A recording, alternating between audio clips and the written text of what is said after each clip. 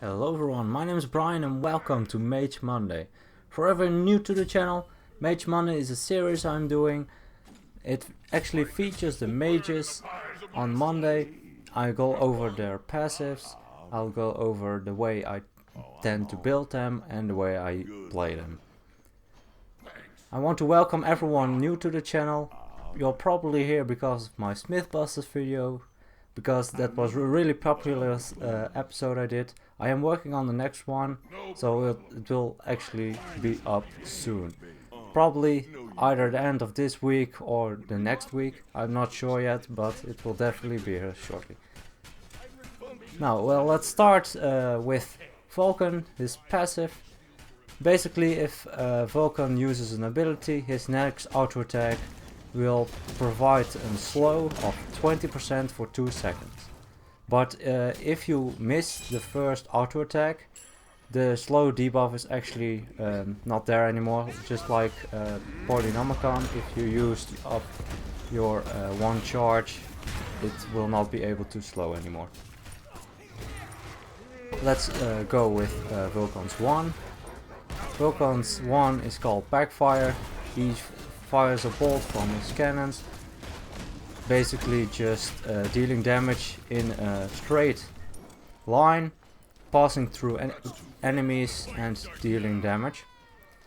You will also knock yourself back a bit, so you can actually use it to further your distance from the enemy. It has also an interaction with your 2, your Inferno Cannon.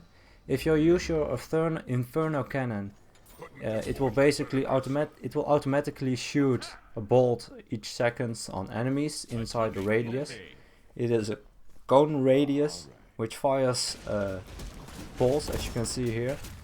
Everything inside the radius will be hit by the turret. If an enemy god is hit by your by your backfire, it will actually mark them as a target for your turret. So if they are in range of your turret will actually target them. It will also, your turret will also deal 10% additional damage because of the mark. Your turret is actually has his own health and defense scaling. Depending on the level your turret is, it will have more or less defense and health.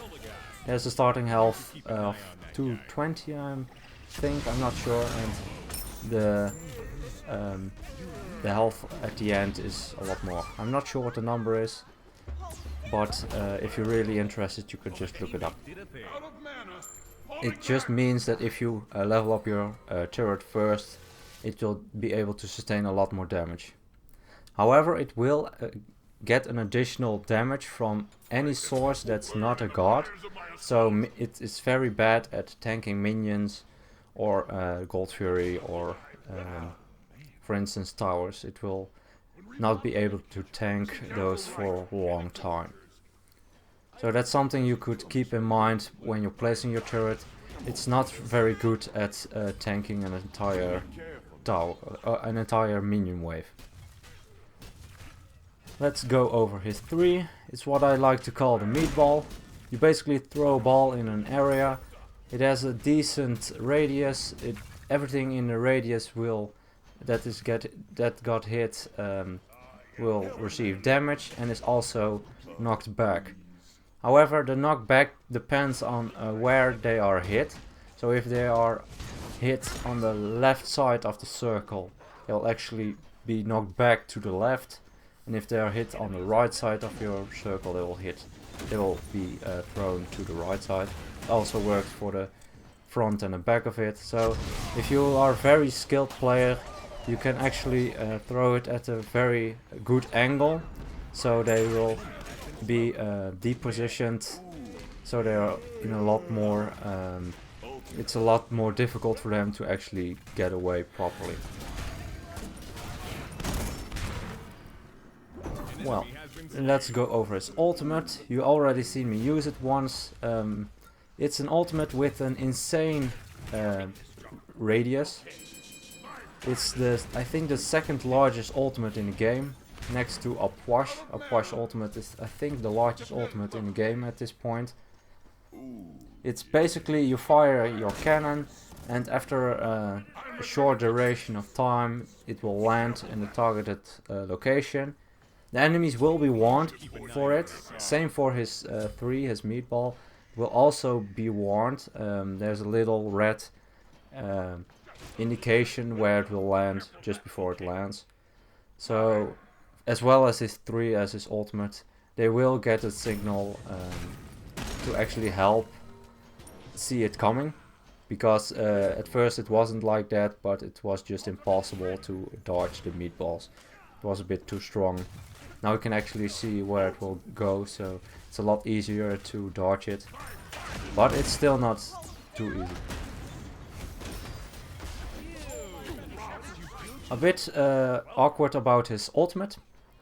His ultimate, basically if you use it close range, it won't deal the full damage it says it would.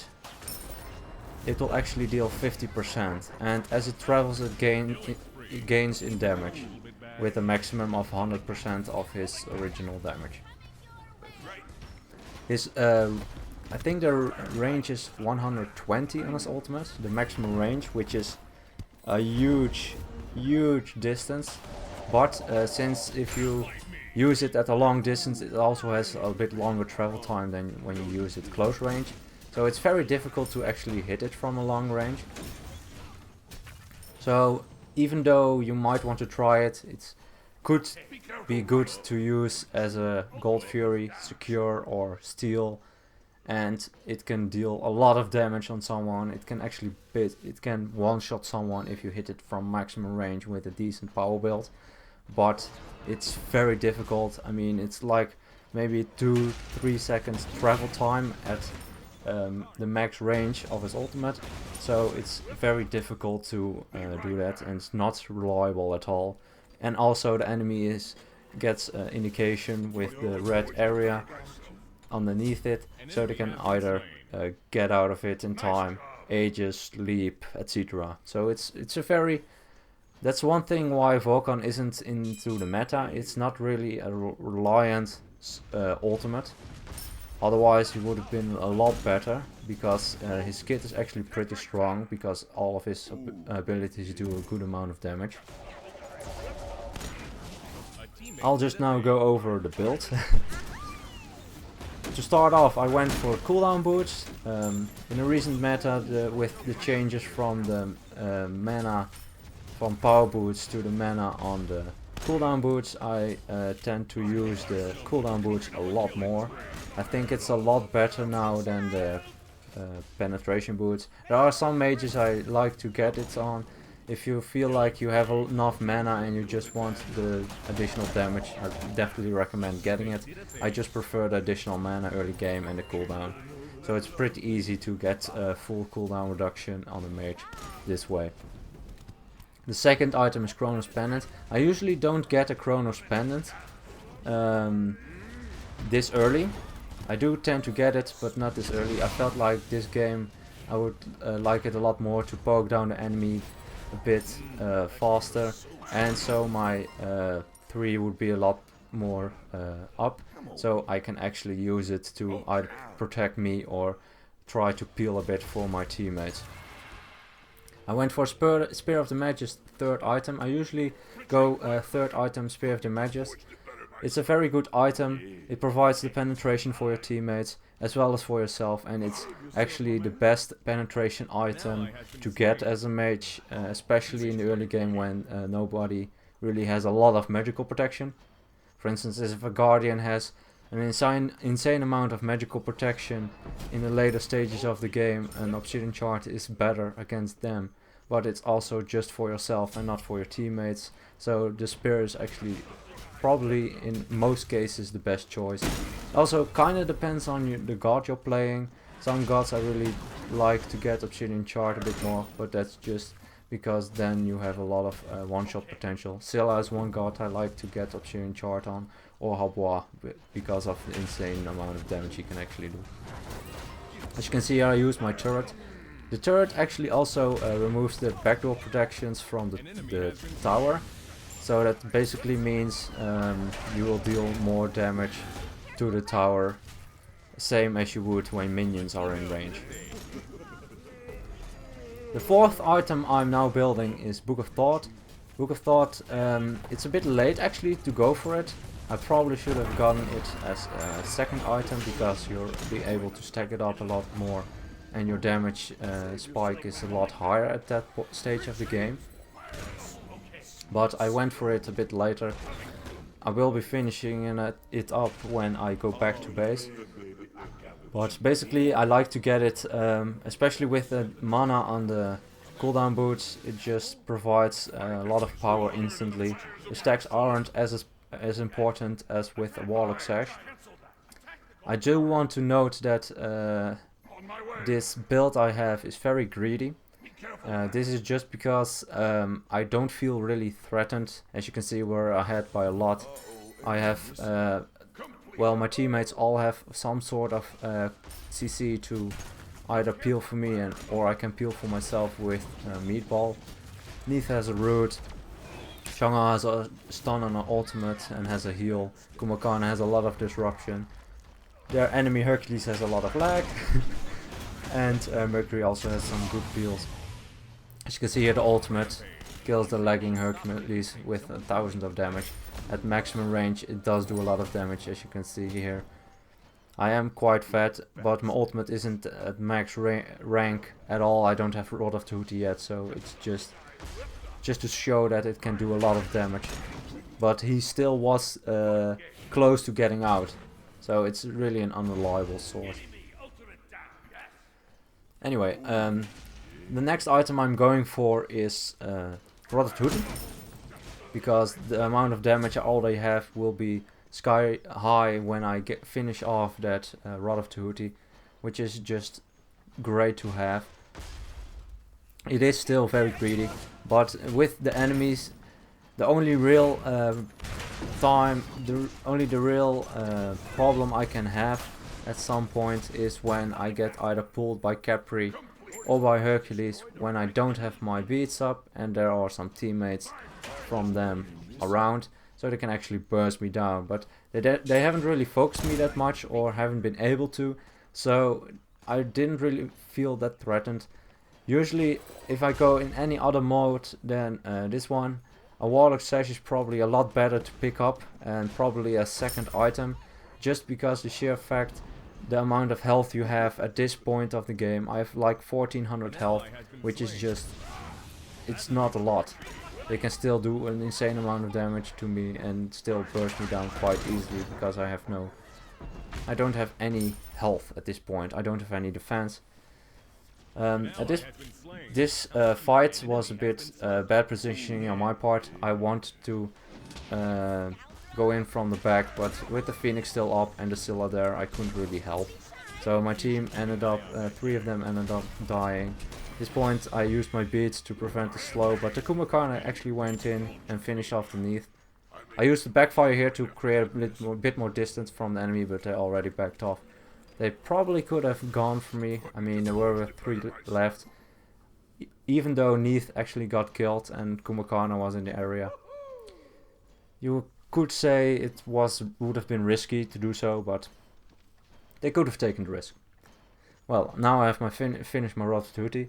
But as I was saying, Warlock Sash is probably a better item to pick up in other game modes than Clash. I feel like Clash is very fast paced in the sense that you don't really get to clear minion waves a lot. And it's not as important as in some other modes. Not to say it's not important to clear waves, just because it also provides a lot of gold, and to push you definitely need to push the waves. But just farming, it's a bit like Arena. Well, not in the game mechanics, but as for the amount of stacks you can actually get, I don't think it's that high. You have to start very early, and you have to have a good clear mechanic. And since I leveled my 3 first, it's not really too good. That's also something I actually wanted to talk about, leveling. I started leveling my 3 first because it's a very easy poke and damaging ability. It's not hard to hit, even though you see me missing it a lot of times here. You can also go for your 1. It's a bit better for clearing. You can also go for it too. That's the interesting part about Vulcan. You can actually get away with every single preference of playstyle, because all of his abilities are actually good to level. It's not one ability that's not good to level at this point. But to get back to my point again of the Warlock Sash, I usually get an Ethereal Staff if I want to get an health item in Clash, just because you don't need to get stacks and it's an instant 600 health, which is really nice. You can see a lot of damage coming out from me, and my teammates did very well as well. As you can see, we won with 25-9, and in a quite fast game, 14 minutes. If you get steamrolled, Clash can definitely be finished very fast. The last item I will probably have been finishing with is the Soul Reaver, and that's because I was going full damage the entire game, so there was no reason for me not to continue that. After that I will have finished my beats, and as last active, probably either an Aegis or a Team Sprint. Team Sprint will help chase down the enemies, or to get away. I don't really like the Combat Blink. It's very nice item of active I mean, but don't get me wrong, but the cooldown on it is just insanely long, and it will only help you once in like every 4 minutes, I think. So that's not too much. I could also went for an Aegis for the Scylla ultimate or Neath ultimate. I could block it, preventing from dying myself, or block a Neath ultimate if I'm low health, to take it for someone else. Anyway, I hope you guys enjoyed. I hope you learned something about Vulcan. Interesting god. He isn't being played a lot in this meta because he doesn't really have a good escape. His ultimate isn't really guaranteed damage, so he's in quite an interesting spot at this point. But I still like to play him from time to time. I hope you guys enjoyed, and as always, good luck, have fun, and I'll see you guys in the next one.